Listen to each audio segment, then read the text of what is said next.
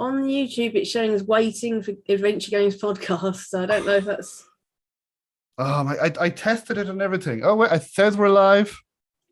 That is, I think a 10-second delay. Oh, gosh. Oh, we're there. Yeah, there we. I see ourselves. It's working. Yeah. Yeah, we're live. Yeah, there we go.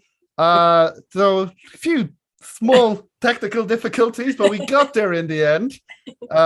So if anybody has any issues hearing us or anything, please let us know. So I'm delighted to be joined by the CEO of Cave Monsters, Charlotte Sutherland. We will be discussing her upcoming adventure game, Lord Winklebottom Investigates. So hello, Charlotte. How are you?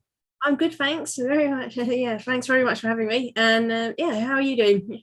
I'm doing very well, thanks. Thank you for agreeing to talk to me, because we spoke as we were speaking before. We spoke pre-COVID, as I like to say, call things now, pre-COVID and then during COVID.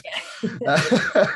But no, your game, Lord Winklebottom Investigates, is about to be released on July 28, 2022. And a lot of people are really looking forward to this. So I'm really looking forward to talking about this and hearing more about it.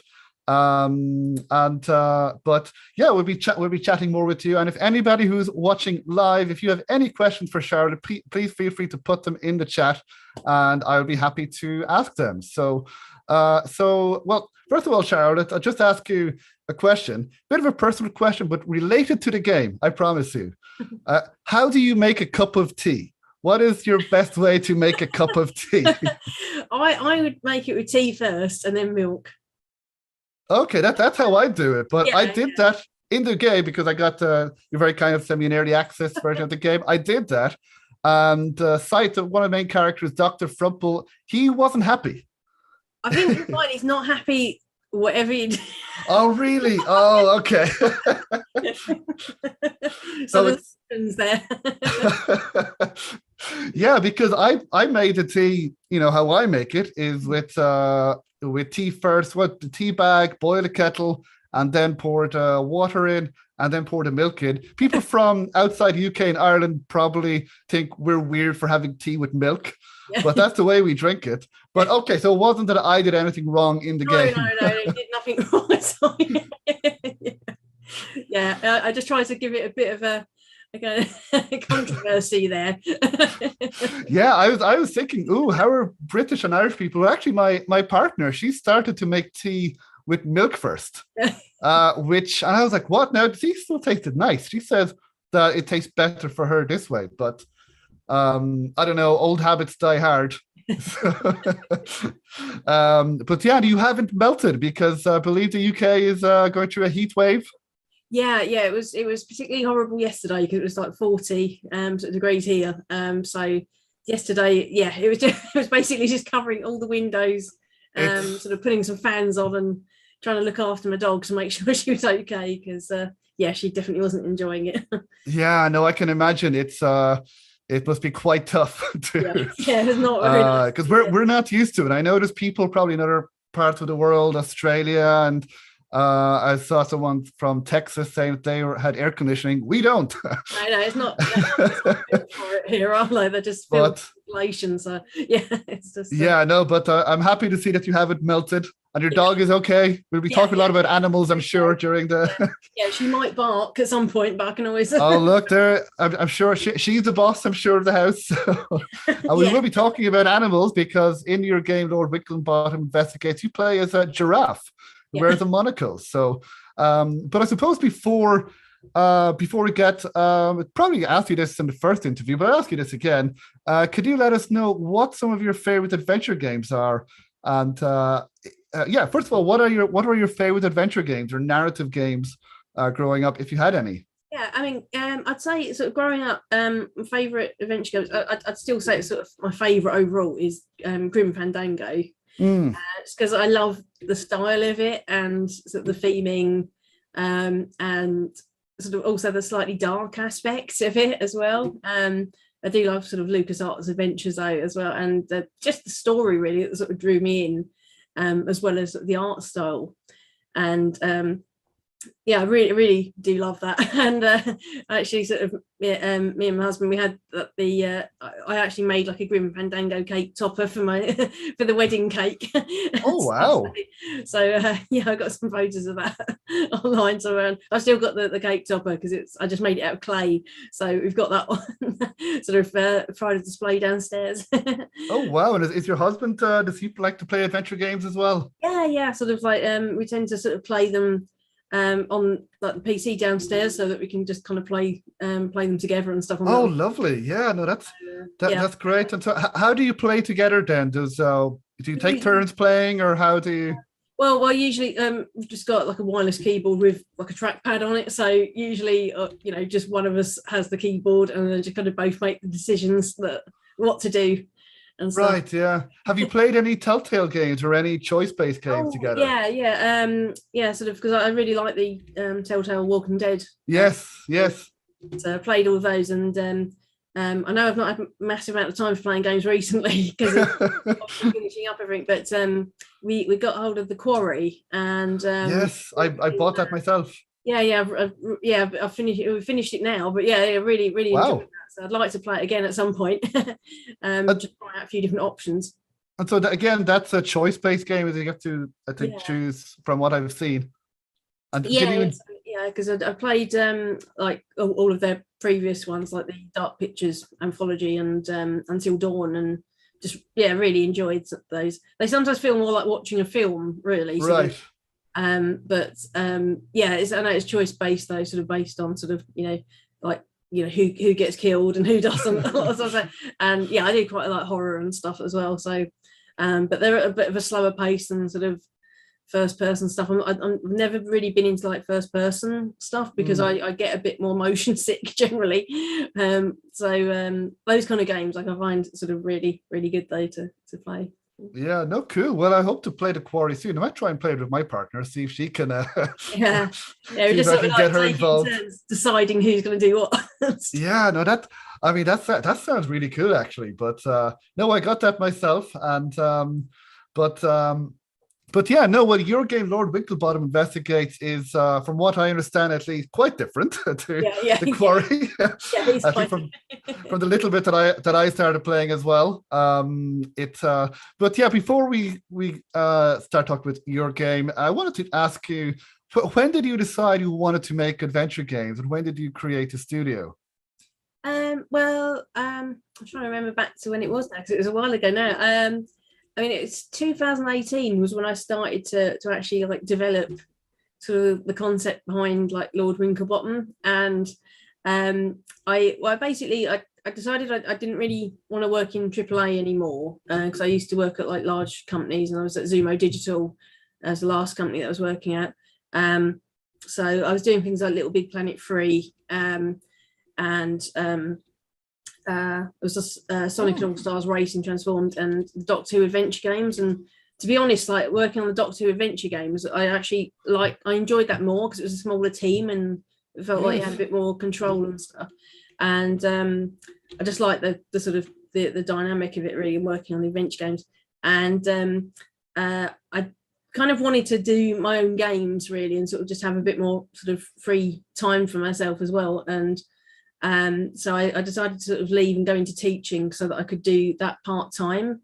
But it all kind of tied in around the time when I was just wanting to get back into digital painting and stuff really, because I hadn't done sort of painting in years sort of prior to that, because I've been working as an animator, and I just wanted to try sort of hand like digital painting again after I got a tablet, and was just kind of inspired after like going to the zoo and just buy some of the stuff as well that we were watching at the time. So watching sort of Agatha Christie's and sort of Paul Temples and Sherlock Holmes and stuff like that on TV, and reading them and stuff. So I just kind of got in the habit of like painting, but trying to make them sort of look a bit like the animals look a bit fancy, like they fit in that sort of world. And then it was just after doing the first 3 of those, so I did like Winklebottom, Dr. Frumple, and then Admiral Gilfrey, the axolotl. And I just thought they sort of lend themselves to an adventure game, and I kind of decided, so it would have been around 2018 at some point, sort of when I when I thought I'd actually kind of start making it as a game, but I sort of left Zumo a little bit before then, sort of just because I wanted to try sort of new things. No, that's fantastic. I mean, I really like it when people, that I've spoken to developers as well who go, okay, yeah, we're just going to make our own adventure game. We're just going to get back into it, and we want to do our own thing, make the game that we want to make. Yeah. Oh, sorry. No, go ahead. Go ahead. We want to hear from you. So I kind of wanted to make something that I wanted to play myself, so. I was just then hoping that other people would like it too. So it's just kind of taking bits of stuff that I liked and kind of putting it all together and making the game that I'd like to play. I'm confident from what I've played. I'm confident that it will be good and people will like it. But I guess for anyone who doesn't know much about it, or a refresher, maybe could you let us know what will tell us a little bit about the setting of Lord Winklebottom Investigates. Don't worry, that's no, don't worry. I think as I said, this game features animals. Yeah. So kind of appropriate that we hear an animal. Sorry, what was the question again? I got me distracted. No worries, or maybe your dog could answer. I think she did answer. What can you tell us about the setting of Lord Winklebottom Investigates? So it's set in like an alternate 1920s, where like the world is populated by animals entirely, and I've tried to go for very much a kind of classic sort of kind of British, a bit over the top sort of stereotype kind of theme to it as well. So if you are used to stuff like some Sherlock Holmes and Agatha Christie's and also sort of Paul Temple sort of serials and stuff like that, I've tried to kind of get some of those sort of sensibilities into it and stuff, and some of those sort of tropes and stuff that happen. So I've tried to kind of gel those two worlds together, really, sort of anthropomorphic animals, and then also sort of the kind of murder mystery, sort of classical British style mystery stuff. Yeah, well, so far I think that is coming through in the game. It is a murder mystery, but you do play as a giraffe, and then I mean, it does feel like a proper Agatha Christie murder mystery with Sherlock Holmes, but with animals. And I love how the animals, they still have some of the the traits of being animals. For example, the giraffe Lord Winklebottom, very early on, he eats a leaf. Yeah, I tried to kind of like keep some of the sort of the animal sort of traits in there and stuff, and just kind of make them quite prim and proper, like an old-fashioned style character, but also sort of like they've still got their nature. So yeah, it's going to bring out the animal sort of nature in certain areas and stuff. Well, absolutely. I think it's we can see that. Now, I think I can maybe guess the answer, but why did you choose to have? Because why did you choose to have a giraffe as the main character? Because we've had plenty of animal adventure games, animal detective adventure games, with more coming out. But I think your game is the only one where you play as a giraffe. Now I might be wrong, but so why did you choose a giraffe as the main character? What appealed to you about a giraffe? Well, when I did the initial sort of painting, I made him look quite snooty and stuff, and I kind of like the idea of him like looking down on people, because I think they look quite graceful as well, but also like they are quite snooty when they're staring down at you. And it's kind of a bit hard to describe in a way, but I just felt like he was sort of the main character, really, because he's quite sort of absurd looking. I think giraffes are generally sort of quite absurd looking. They don't look real, and I think I thought like just the sort of combination of a giraffe wearing a suit and tie and sort of top hat sort of looks the most absurd out of all the characters in a way. So I thought he would lend himself well to being sort of the main character for that. Yeah, I was quite impressed that the giraffe and a hippo fit on a boat and then they fit in a house. But when I was playing the game, I never questioned it. I never thought, Giraffe can't fit in the house. No, I was like really into the story. I was like, oh, I want to know what happens. Can you tell us a little bit about some of the other characters or what kind of other animals we meet in the game? Again, without spoiling anything, but what other animals can we expect? I don't know to begin really, because I know that like most people that have seen the trailer would know about the screaming goat. She's the maid, who's played by Sally Beaumont, who does the voice for that and does a really really great job.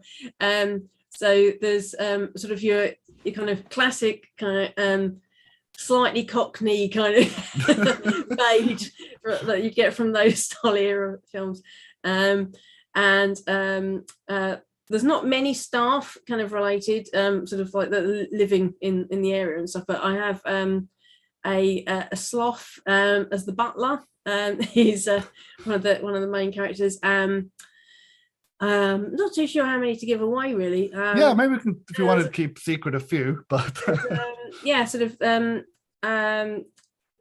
axolotl, sort of the murder victim. He was actually married to a duck, which I know is kind of slightly sort of different. And so there's a duck daughter that's there. I tried to go for that sort of slightly Muppet style thing where like Mrs. Piggy, Miss Piggy and Kermit and stuff, and then like how the babies work and stuff. So I've tried to just kind of like, I just made the daughter a duck, she's engaged to a cat. It's just kind of like a bit of a weird mix of different characters, really. There's also like an old dame style character, like an old dame who was on the stage, and that's that character, that's a pelican that's played by Sally Beaumont as well. So I've got a few different. I'm just trying to think sort of, I don't know how far to go into it really with regards to characters. I try to be quite. I think that's, we've spoken about a few from who I've met as well. And again, I when I was playing it, I never questioned it. I said, yeah, of course, an axolotl will be married to a duck. Yeah, of course, why not? Because in this world, it seems like, yeah, sure, this can happen.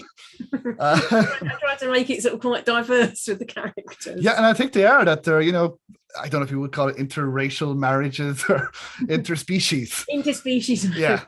There's no speciesism here, which is. But yeah, one of the things that I liked about, I think I've played it for 20 minutes, half an hour, that I really like as well, because I guess I was expecting, like a real comedy, and it is very funny, but it's also kind of serious. Like the story itself is serious. Like there's a real, well, we don't know if it's murder yet, but the characters kind of like take themselves seriously. So again, how did you go about with the balance of humor with comedy and I guess seriousness in the story? Was that a challenge at all?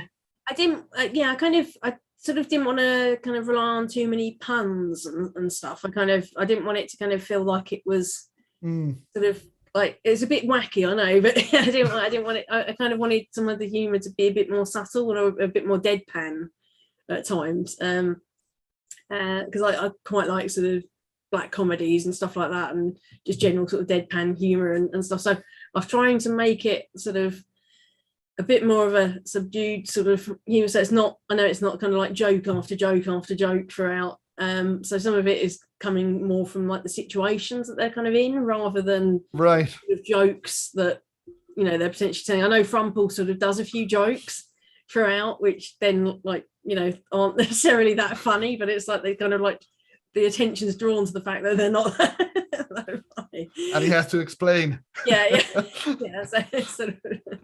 So I tried to just think of it in terms of the story and kind of what would suit best, really, rather than making it sort of like pun based or anything like that. So trying to kind of keep it a bit more sort of situation based and a bit deadpan at times.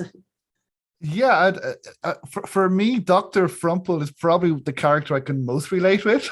As anybody who listens to the podcast knows that, telling jokes that aren't funny, then having to explain them. Yeah, that's kind of my forte. That's my strength. That's my superpower. So, and I think, I'm not sure if we're supposed to laugh at the terrible jokes that Dr. Frumple tells, but I do laugh. I do find it funny. Then when you try to explain it, it makes it even funnier. But yeah, and I was mentioning as well, I love the interaction between the two characters, Lord Winklebottom and Dr. Frumple, that they kind of seem very chill, that nothing will really, they never seem like they will react very strongly to anything, but yet they're not monotonous, but they're kind of like, yeah, let's take everything in our stride as well. Was that intentional? Yeah, I kind of wanted them to be kind of that sort of more of that stiff upper lip kind of style. It's just like trying to kind of be very polite and proper sort of the whole way through. So they don't like, the only one that really sort of occasionally gets a bit riled is Frumple, sort of because he's generally a bit more sort of, you know, miserable at times and stuff, whereas sort of Winklebottom tries to rein him in. So I was just trying to get across that sort of that general sort of British sort of sense of like being polite no matter what the situation is and stuff, and trying to kind of keep stuff calm in that way. So. Well, it certainly it certainly seems to be like that from what I've played, but I will let you know the more I play it. But we mentioned with the voice acting, we mentioned Sally Beaumont, who there's a very nice scream. Yeah. But also there's a scream in like it was a Cockney accent that is a particular type of accented scream, which is very impressive. Did you know Sally before you started making this game, or how did you? Because you know, she's quite in demand. You know, she's the main voice actor in Old Skies and a number of other things. So how did you get her involved in this game? I actually met her at Adventure X in 2018. So that was when I had the original demo, which was more like a kind of proof of concept, really. So that was the original demo that I had. That didn't really showcase anything like any puzzles that would be in the game sort of now. It was more just as a bit of a kind of taster of how it would be, because I've changed sort of like the Sea Dog character and stuff. So I've changed Salty Waters a bit and stuff. So but I actually met her there, and it didn't have the screaming goat stuff. Oh no, sorry, it did. No, but I think I'd just taken some. I'd sort of just tried to kind of mash up together to kind of put some stuff in there. But I wanted it done professionally, and she seemed very interested in kind of going for like the goat style character with the screaming and stuff. And I know she had like a big sort of body of work behind her, and I met a few other voice actors there as well. And kept in touch with everybody, and so I actually got a lot of like contacts from people, voice actors at different events. So yeah, her at Adventure X, and also met people at sort of other events after, like EGX and stuff. So I've got Sally Beaumont, there's Natalie Winter and Jay Britton and Dave Jones sort of doing voices, who've all done quite a few different voices sort of throughout, like, for a lot of adventure games, and they're quite varied, and they're playing a few characters each, and I don't feel like you can tell it's the same characters. They're really good at doing sort of characters and sort of like just alternating voices and stuff, and bringing life to them. So yeah, it was really good sort of like meeting people and kind of seeing what they brought to life with the characters and stuff. It was really, really exciting doing the voice acting with them. Yeah, I can imagine, you know, seeing characters who you've written for and then having them voiced by these really good voice actors. Must be a thrill to watch. And how did you go about directing them, or you know, giving them the lines? So was there much directing with them, or how did you go about it? I did it all over Zoom, because I know sort of everybody has like a sort of remote studio. And obviously it was all happening sort of over the past year and stuff. So so it was one of the things where I'm sort of new to directing. So I don't know if I felt sort of much like a director in it. I was kind of trying to get across like the sort of the whole kind of personality of the characters. But I mean, a lot of the times I found myself laughing when I did the lines, because I was finding it quite funny sort of hearing them sort of done in different. I know kind of like it was written sort of by me, but I think it's the actual character that they bring to it. They're just going to add a bit of life to it. So, so yeah, it was sort of, like I said, it was a bit hard to kind of like say about actually directing them. It just felt quite natural, sort of talking them through the characters, and obviously some of it's quite absurd and stuff, and and a bit surreal. So just trying to explain some of the stuff that was going on. So, but yeah, it's quite difficult saying like your character's a pelican who's he's an old lovey type who sort of on the stage and stuff. So it was very new to me, sort of doing voice direction and stuff. So, but yeah, really enjoyed it though. Yeah, well, it seems from what I've played again, it seems the voice acting has been excellent, and I'm sure it will be throughout the whole game, as I've spoken to everyone. And then, speaking of voice actors, the main character, Dr. Winklebottom, I believe he's close to you. He's someone you know well. yeah. Lord Winklebottom and Dr. Frog. And Dr. Who you just found out now, it's the same person, right? Yeah, they're both played by James. He's my husband. Was that the intention all along, or was he just supposed to be in the demo? He was originally going to be sort of the demo, because obviously with the demo I was keeping it sort of as like low budget as possible because it was like self-funded, the original demo, and I took that sort of original demo to events, and I had like so much like good feedback on on the actual voice acting, but it kind of then just stayed that way. So because in the original demo, just for sort of pricing wise and stuff like that, and also sort of I didn't want to kind of hire voice actors before getting all the script like finalized, because I didn't want to sort of have to kind of do recordings again and again and like changing the script and stuff. So I was trying to keep the demo sort of like to a certain budget, and so he ended up doing a few in the original demo, pretty much sort of all the sort of male characters in that. But yeah, so I just kind of kept him throughout as Winklebottom and Frumple, because a lot of people seem to really like the voices. And yeah, he's excellent, and I genuinely didn't know he also played Dr. Frumple. Yeah, but no, he was really. Is he a professional voice actor? Has he done it before? Is this his first time? No. First time, no. He's actually a game programmer who works at Zumo Digital. So yeah, he's his first time doing voice acting. Well, he got the main part. I mean, and I think it's there on merit. I don't think we could say it's nepotism, because I think he is really, really good. Just the delivery of the lines and the comedic lines, and then the more serious lines. I mean, mainly the comedic lines. I found myself laughing already quite a few times. So, and again, what was it like? Well, quote unquote, directing him. So, was it easier than over Zoom? Were you able to tell him, "No, James, I want to do it like this," or did he bring anything? Did he give any suggestions? He sort of brought some of his own suggestions sort of with it too. I suppose I felt a bit more relaxed in a way, sort of telling him my ways to do it as well, because of obviously sort of knowing him well. So it's a bit more relaxed, it's quite entertaining sort of listening to him recording the lines and stuff, because it's obviously trying a few different ways.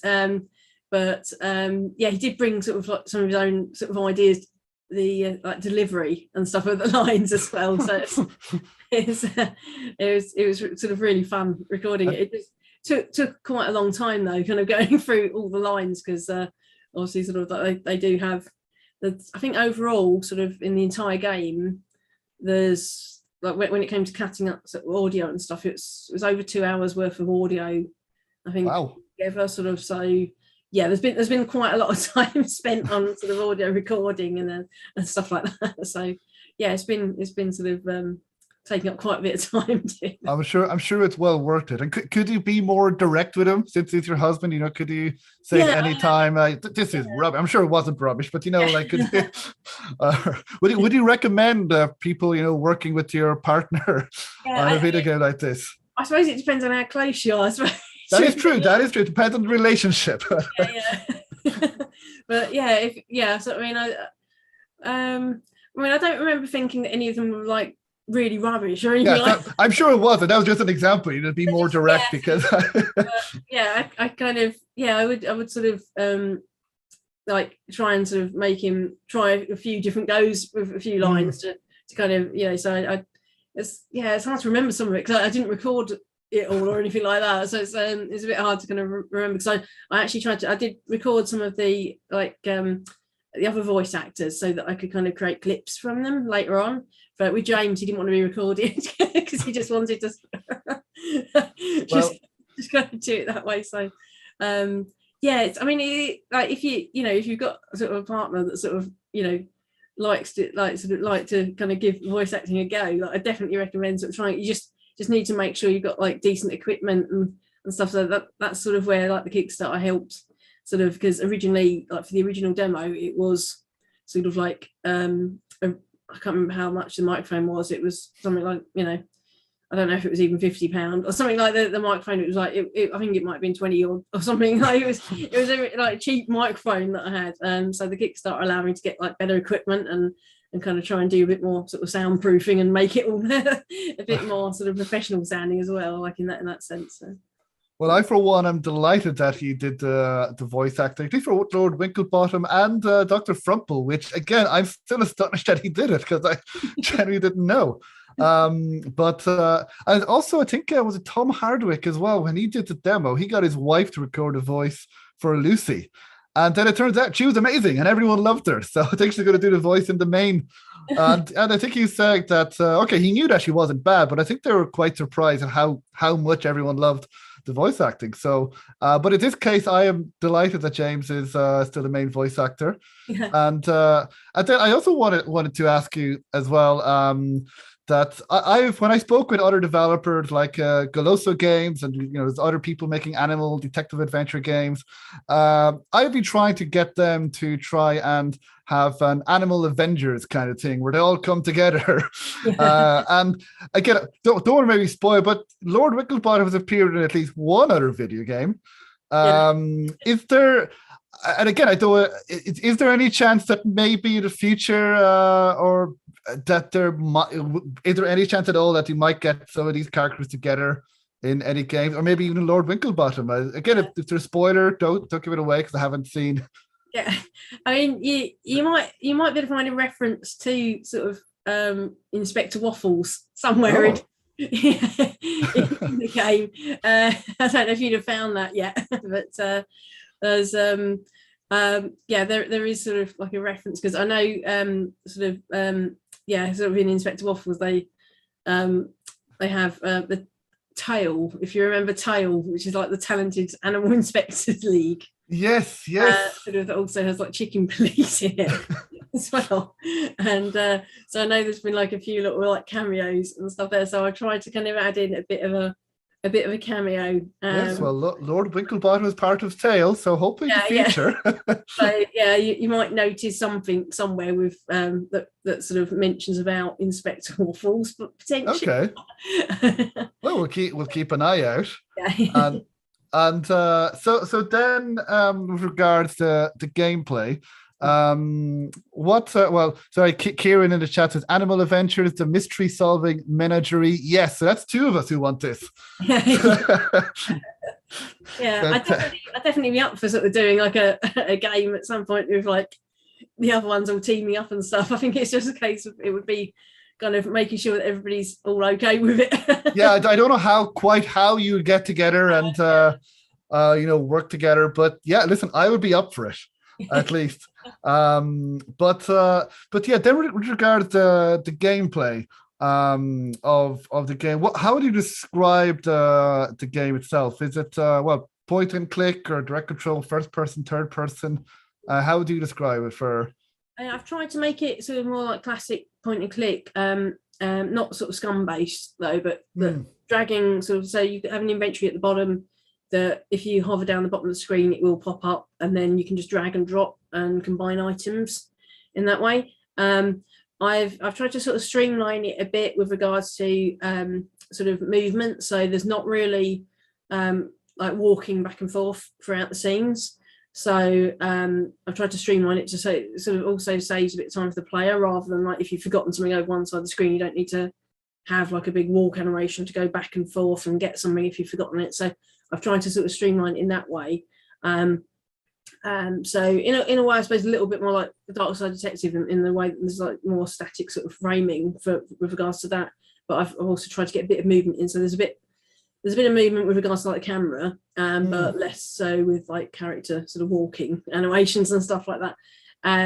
But I'd say general sort of like drag and drop sort of interface, and also dragging and combining items sort of in the inventory. Okay. And how would you describe the puzzles and the difficulty of puzzles? Would you say that they're, because I know it's impossible to appeal to everyone, that no matter what developers do, they might be either too easy or too difficult, or I found the puzzles myself when I was playing. They're still challenging but logical. Then I was like, oh, I have to think about this now. But how would you describe the difficulty of the puzzles, and what kind of puzzles we can expect in Lord Winklebottom? I've tried to keep them sort of in theming with the story, so rather than take you out of the world too much, so rather than having like a random puzzle that pops up or something that you've got to and I didn't want to do too many sort of puzzles where everything for that puzzle is all in the one room. I kind of wanted to spread stuff out across the house and the island, and different elements that you'll need to potentially like solve puzzles. So with regards to the difficulty, it's one of the things where I do find it a bit hard to tell in a way, sort of like, because I mean, like feedback sort of I've had before, like some sort of people find some stuff kind of sort of that kind of like intermediate kind of level, and then other people have found that quite difficult, and I'm hoping that sort of generally people that are used to adventure games will sort of find it sort of that kind of not incredibly difficult, but also not easy as well. So I'm sort of trying to kind of get that middle ground. It's one of the things where it's hard to kind of gauge that though. So from playtesting, I've sort of tried to do a few tweaks in a few places, and ideally sort of do, you know, if anything needed a little bit of extra signposting, I try to add that in, but I didn't want to be explicit with hints or anything. So yeah, I don't know if that sort of really answered the question. Yeah, no, I think it does. I didn't want to be too difficult or too easy, that we just breeze through it. I sort of wanted to make some stuff that you need to sort of think about, and also some puzzles that you might encounter sections that will be relevant later on, and then you can then go back to. So I didn't want to make it so that everything was just sort of like, there's one puzzle, let's do that and then move on to the next one. I kind of wanted it so some of the puzzles are a bit intermixed, so you might need to sort of, you know, open a different area up and get access to that, so that you can then get something from that area to then use somewhere else combined with something else. So there's like a few different the combinations sort of and different orders you can kind of sometimes walk to places in and potentially find different items that can be used later on. So it's rather than just kind of keeping everything for one puzzle stuck in the same area. There's a bit more sort of I suppose like timing, like thinking about sort of the kind of where you can go at certain times, and then kind of holding off on some puzzles till later, but you can sort of potentially sort of go back there, or kind of keep the items in your inventory until you need them. And I believe is Dr. Frumple kind of an in-game hint system that if you click on him, I've tried to make him sort of as a bit of a hint system, but not too explicit. So you can basically click on the little cup of tea that's at the top of the screen to bring up Frumple, and he'll pop up and just give you a bit of a sort of vague idea of what you should be looking at next, or what he thinks you should do, rather than sort of, you know, yes, do this and do that, and you know, that's that puzzle solved. I kind of wanted more of a hint, so that it's not ideally sort of taking too much away from the game. Also, I didn't want something where players will then feel the need to just keep doing that to kind of get through. So I wanted players to still sort of think about what they need to do rather than relying on the hint system, because I know sometimes people do that where like they've got the hint system and then like they just go, oh yeah, I'll just keep going back to that. Let's just keep clicking it. So I just kind of wanted to try and avoid that too much. So I tried to keep it a bit sort of subtler and sort of, you know, more vague hints. So ideally kind of point you in the right direction, or if you're getting stuck on one bit, sort of, you know, you can ask him and he might tell you that is something else you should potentially be looking at the time, rather than getting fixated, think, oh, I need to do this, like when actually sort of, there's something else that you could focus on at the time. Yeah, there was one, believe it will be puzzle later on. I think you have to open a box or something. But that Lord Winklebottom said, oh, I don't believe I have all the information yet. And I was like, okay, because knowing me, I was being stuck and I would been staying on that, thinking, oh, I can open this. But I'm like, okay, no, now I know to keep going, to keep investigating the rest of the house. Yeah. I'm trying to kind of add in bits like that, which is helpful, I think, sort of, so that people don't get fixated on one bit. Right. I need to do this before I can do anything else. But and I'm hoping that all works out. But if anyone does get like properly stuck at any point, I've not had anyone get majorly stuck anywhere sort of from playtesting though. But I've got like a hints, sort of like a section that's like a help section on the Discord server as well for the game. Nice. So people can always get in touch and then kind of, ask stuff, and it can be kind of spoiler free and stuff, like, so we can always tag stuff as spoilers if people do need any, like, more detailed. I can see myself going on that Discord server. But so far I'm okay. So far I'm able to get through it. And speaking about the graphics and the way the game looks, it has a really nice distinctive style. And you mentioned as well that you went back to, I think, digital painting or digital drawing. Is that how you did the graphics for this game, or how do you describe the graphics? How did you come up with these drawings and with these graphics for the game? Well, I kind of wanted to go for like the original drawings that I did. I wanted to go for like an oil paint style, like a classical portrait, so that you find like museums and stuff and everything. So I wanted to go for that oil paint style, and but rather than do it sort of, actually with oil paints, because I had painted with oil paints in the past, like years ago, sort of like physically, but I actually got a like a Microsoft Surface, and I just kind of sort of treated myself to it really, and wanted to have a go with like drawing sort of, like directly on the screen, because I feel like I don't have that much hand-eye coordination for using sort of a graphics tablet at the side. So I kind of got that so that I could just paint sort of directly on the screen. And I tried to sort of, I was just looking at different softwares and came across like Clip Studio Paint, and there's an oil brush sort of brush in there, and it really gives you like a very realistic sort of like oil brush style, and you can actually like mix the paint, sort of similar to like doing it in real life, when you're sort of mixing, blending paints rather than relying on like any blend tools and stuff. So I kind of wanted to try and keep it as realistic to painting as possible, sort of just so that I could get into the swing of things really, because it was like kind of, the first time of doing sort of more digital painting like that.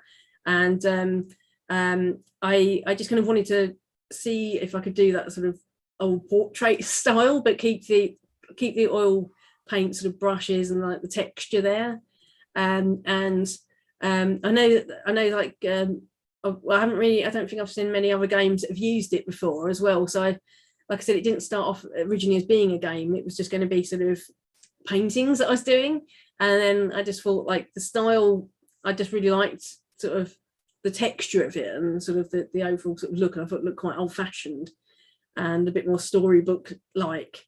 And so I thought like, what way could I kind of then transfer that into like for animation?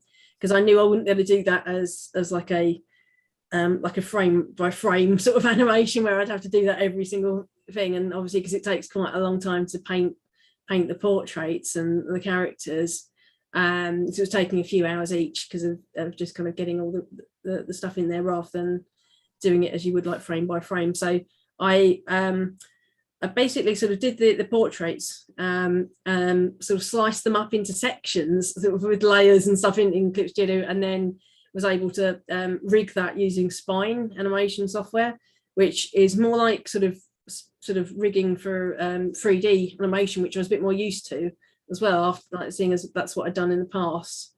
So it was really good to sort of try and bring something that's not necessarily sort of that animation friendly, like that sort of art style to life using that sort of style software. So but I try to keep the actual art process though sort of as sort of like naturally as like oil painting as possible. So like I said, I wasn't using too many tools really, or too many sort of brushes. I was just sticking with the oil paint brush and trying to blend it as I would have done when sort of using real paint and stuff. So yeah, it's sort of like I tried to keep it more like classical painting in that sense. Yeah, well, it seems to have worked. As I said, it looks really distinctive. Like I can't really say, oh, this looks like such a game, because it just looks so different to anything else. And I think it looks really nice. I really like the backgrounds, in particular. That, as you mentioned, kind of like the oil. And then there's some paintings in the game, in the pub now, that I'm just going through the screenshots now. And I'm, oh yeah. Would you recommend? I know you had the experience, but if you're going to make another adventure game, would you do it the same, or was it very time consuming, or would you like to try a different way? How would you approach, maybe, if you do hopefully make more adventure games? I mean, I do. I really like sort of using the software that I was using, so I feel like I would go back to doing that style again. Sort of the especially sort of with the animation software that I was using as well, because it is pretty much like rigging up a 3D model in that way, so it saves quite a lot of time, sort of, rather than doing frame by frame animation, and helps keep it quite fluid and stuff. So I definitely would sort of continue to use like Spine and stuff for the animation, even if I did change like the art style, and if I wanted to try something slightly different sort of art style wise, I'd still feel like I'd use Spine for the animation, because that helps to kind of really speed up the process.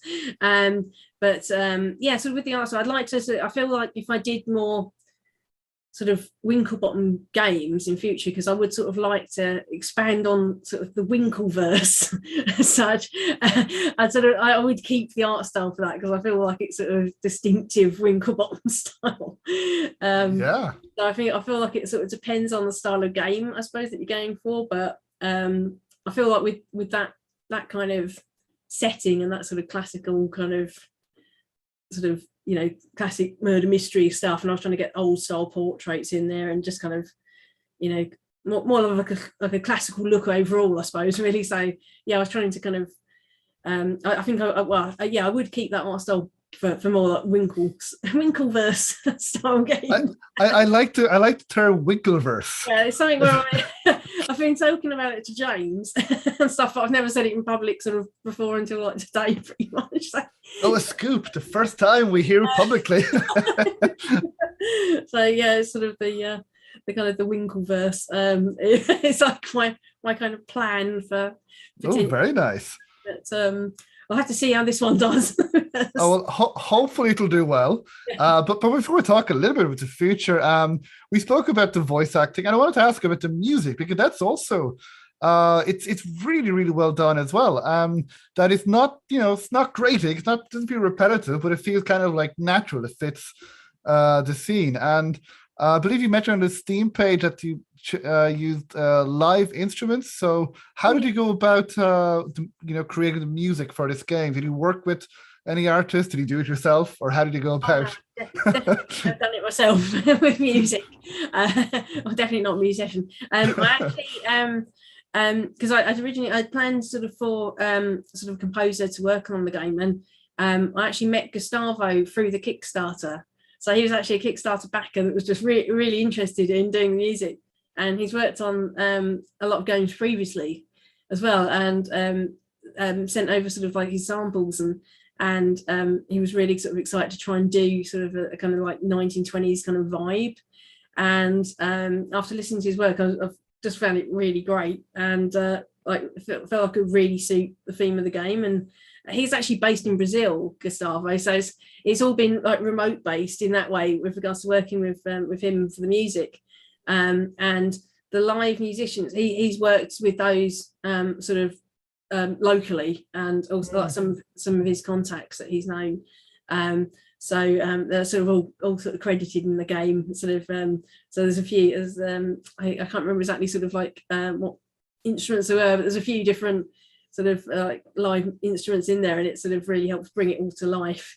And so he's sort of responsible for all the audio mixing and everything, like everything sort of music based is all down to Gustavo.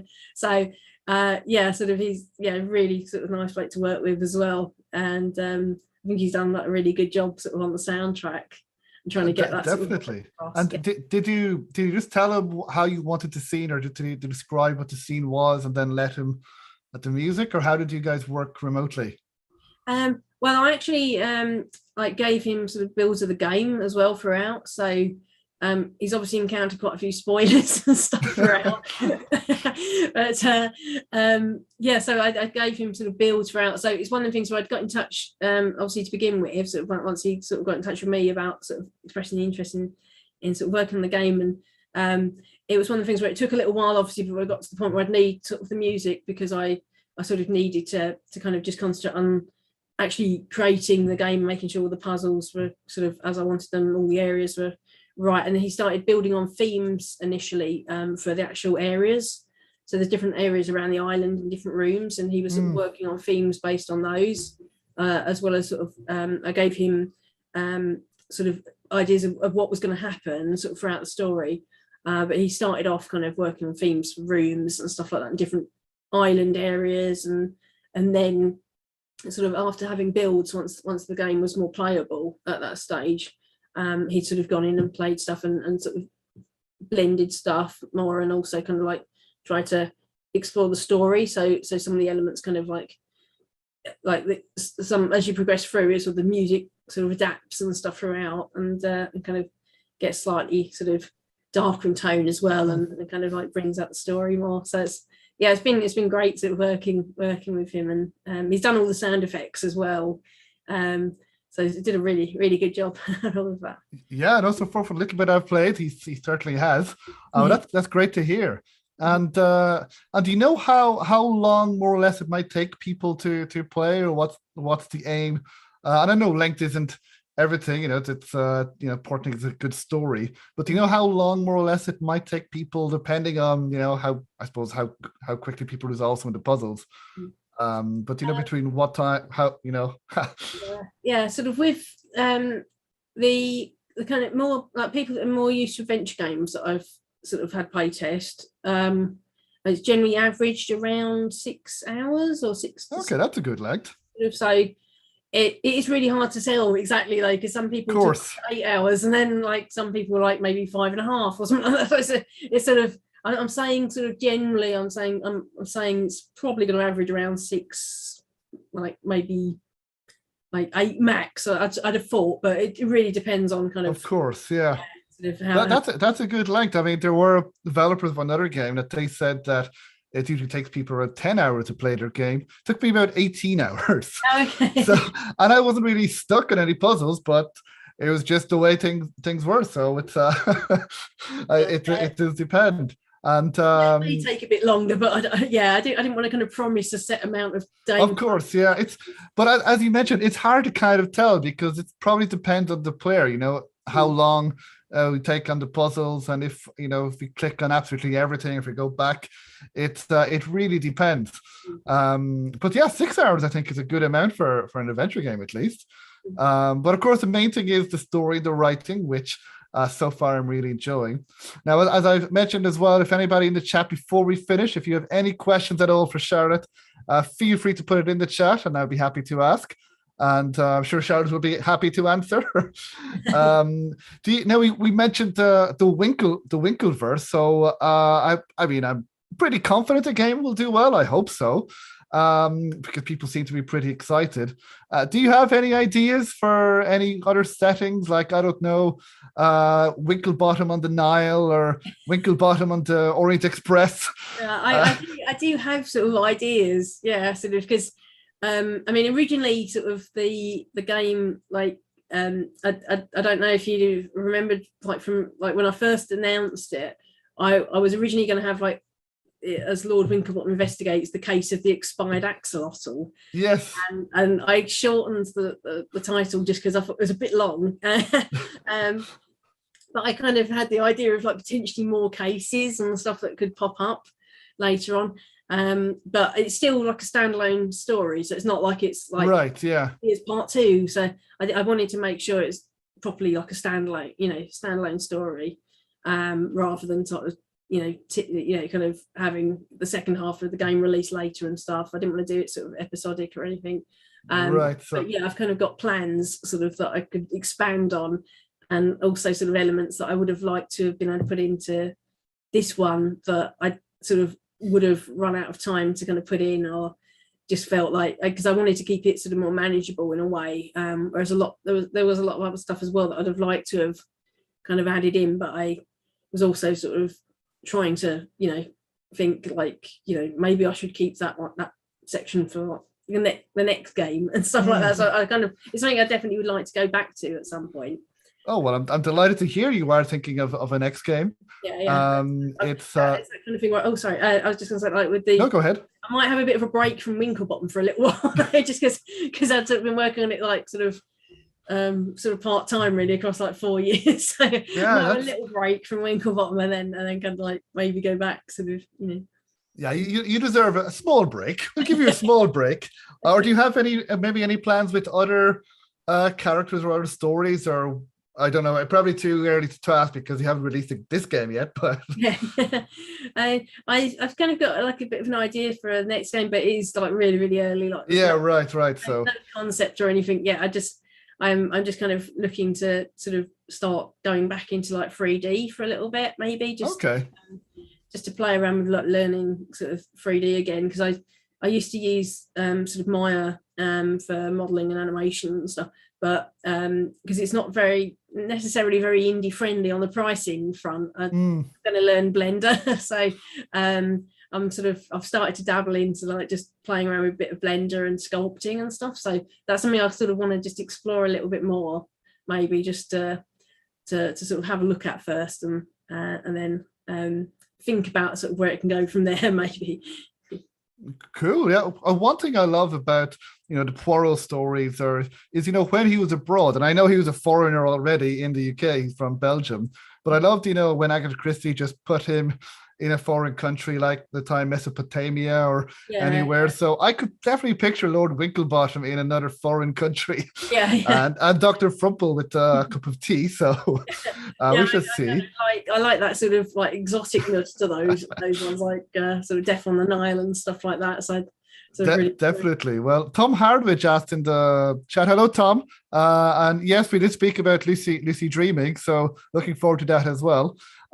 He asked, are you hoping to be at Adventure X in November? I would like to sort of make it down. Yeah, sort of. I wasn't able to sort of the last event because I was ill then. But yeah, I'm hoping sort of everything sort of like COVID permitting and everything like that. Like, hopefully I can make Fingers it down. Crossed.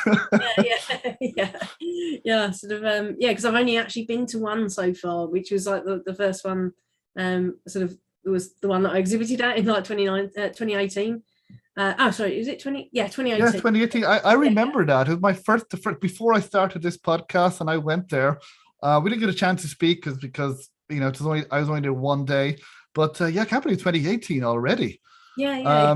And well, hopefully, I'll see you there in Adventure X. It would be great. First time in I think 2 years, COVID permitting. Let's hope that it can go ahead.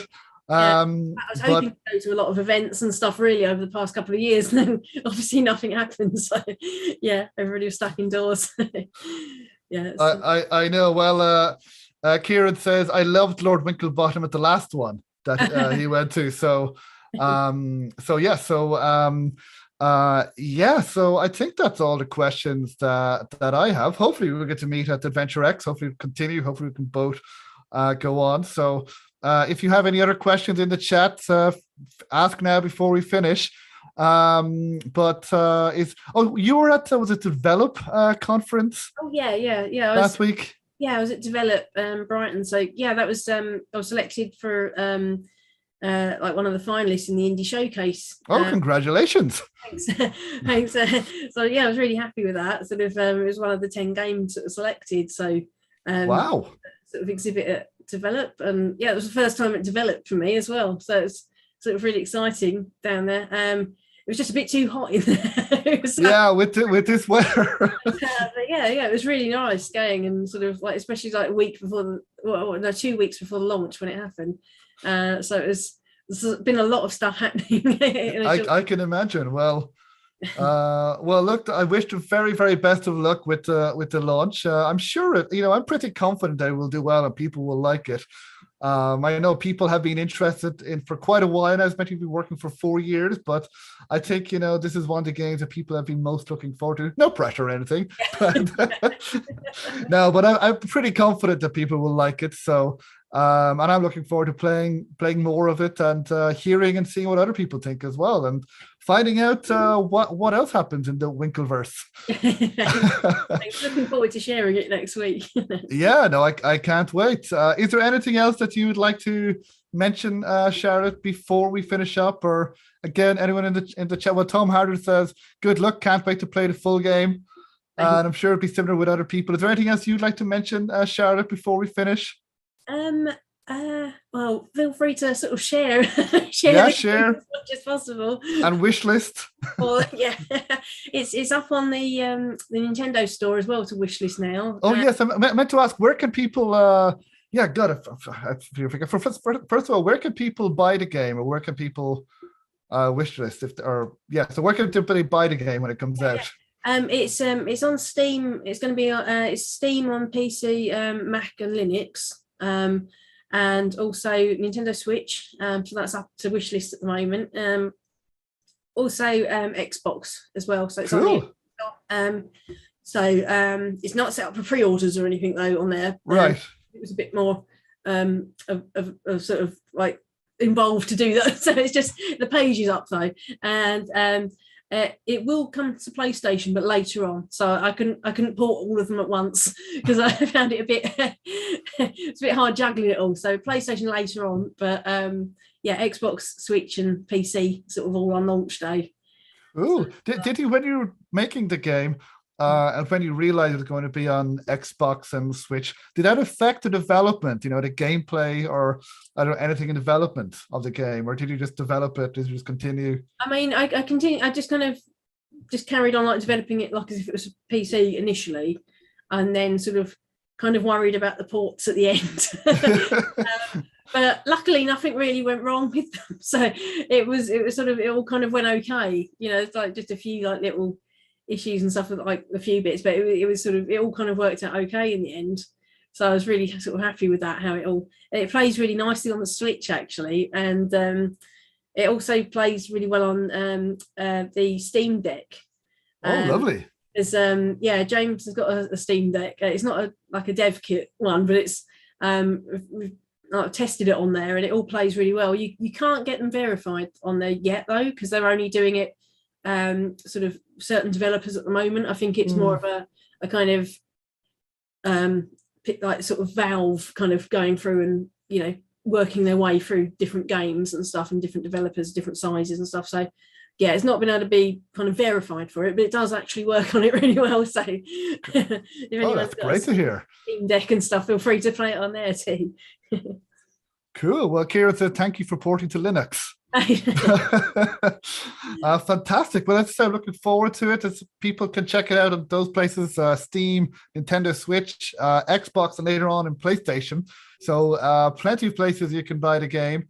And as I said, I've really enjoyed what I've played of it so far. You're very kind to send me an early access for hot weather stopped me from playing anything. Yeah, you don't really want to be at the PC, do you? Yeah, no, more at the beach one time of the year in Ireland. But I will get back to it. The very, very best of luck with the launch. As I said, I am pretty confident everything will go well and it will do well and people will like it.